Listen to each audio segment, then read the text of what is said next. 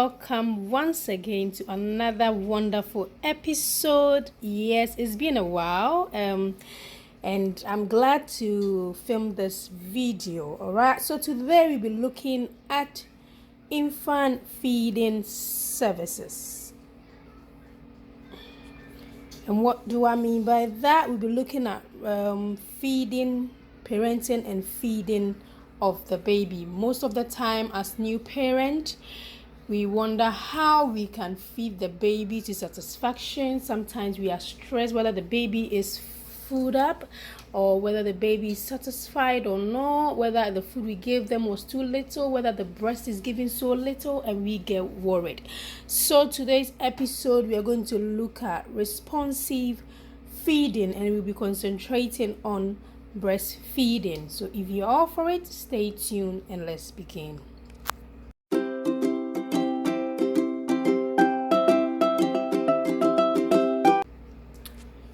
Yes, so before we begin, I want to declare that I'm neither a medical expert or practitioner, but through my experience brainstorming with other mothers on our Facebook pages, we bring you this educational video. And of course, today's video is also influenced by the NHS postnatal information pack book. Yes, we got a lot of that also blending with our knowledge and experience. We are sharing this with you.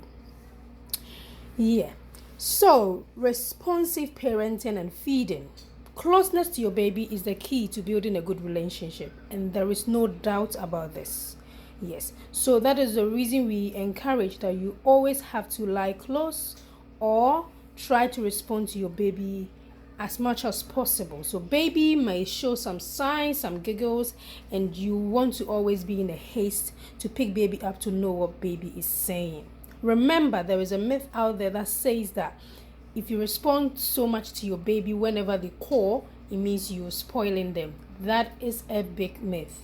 And the NHS postnatal information pack confirms it, that responding to your baby in a way they want will not spoil the baby, but rather it helps them feel safe, secure, and help with brain development.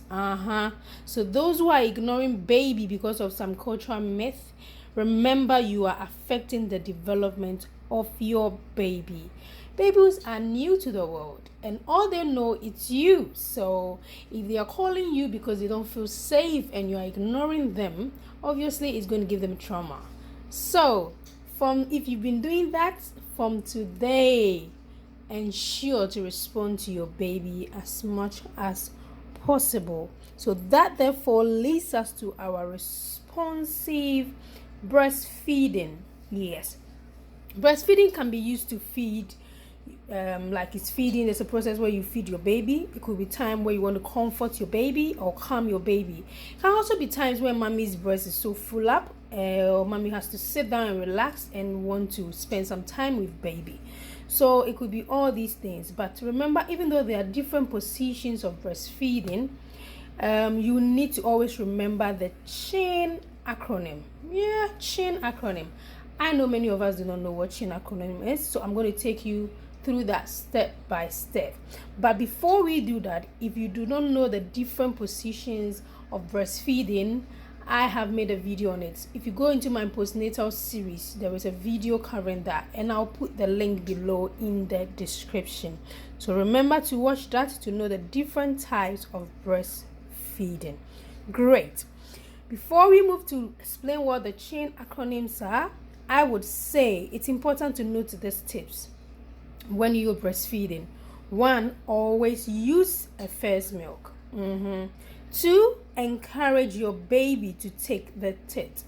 That is the tip of the feeding bottle or your nipple if you are breastfeeding.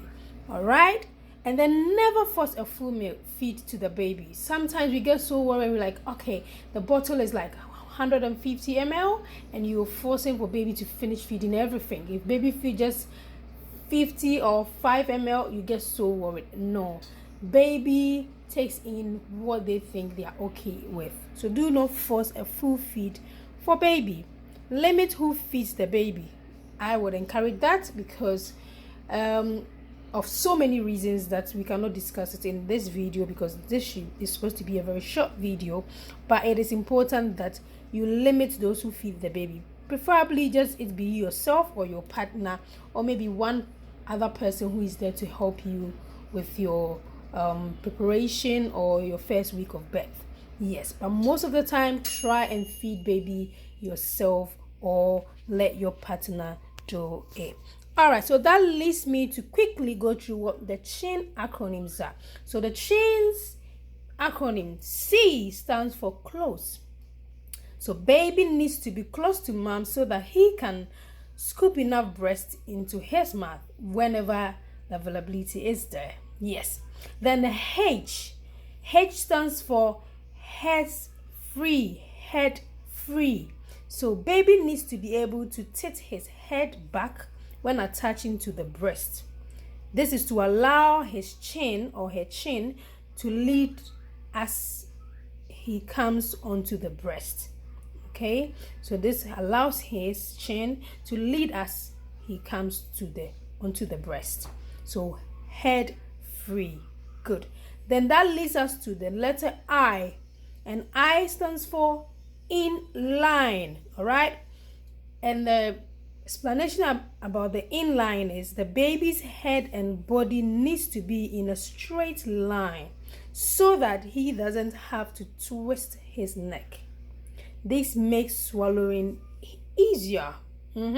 So the I, very important, making sure that when you're swallowing the breast or the formula, it's more easier. Therefore, their head and their body needs to be in a straight line. All right, and that leads us to the letter N. So N says nose to nipple. Mom's nipple should be just below baby's nose so that as he roots and tilts his head backwards, the nipple will slip under his top lip upwards and backwards to rest on the baby's palate. Did you get that? So all I'm saying is mommy's nipple, that's the tip of the breast, okay, should be below the baby's nose, and that helps when the baby tilts his head backwards. The nipple is able to slip upwards and backwards to the rest of the baby's palate. Okay, all right. Then the S, which is the last letter of the CHIN acronyms, is sustainable, or say be sustainable. Okay, all right. So what do we mean by being sustainable? It means the position should be comfortable for both mom and baby for the duration of the feeding. So be comfortable where you are. Be comfortable, like be permanent and comfortable, so that during the period of feeding you wouldn't sit well. If you look at the video that I've linked below for positions of breastfeeding, you will see the right ways to position yourself so when you finish feeding, because sometimes they go for a long feeding and you do not want to have back pain. Okay, so it's important to position yourself well so that if the baby wants to go for long feeding, you will still not get tired, but rather you will enjoy the process as well as the baby. I hope these little tips is able to help you and guide you to be able to start your responsive feeding of your baby. Continue to build that relationship with that lovely, precious baby that you have, for it is worth it. Thank you so much for joining us today. It's always been your Miss Millie on this channel where we look at motherhood made joyous. I will see you in my next video. Until then, bye.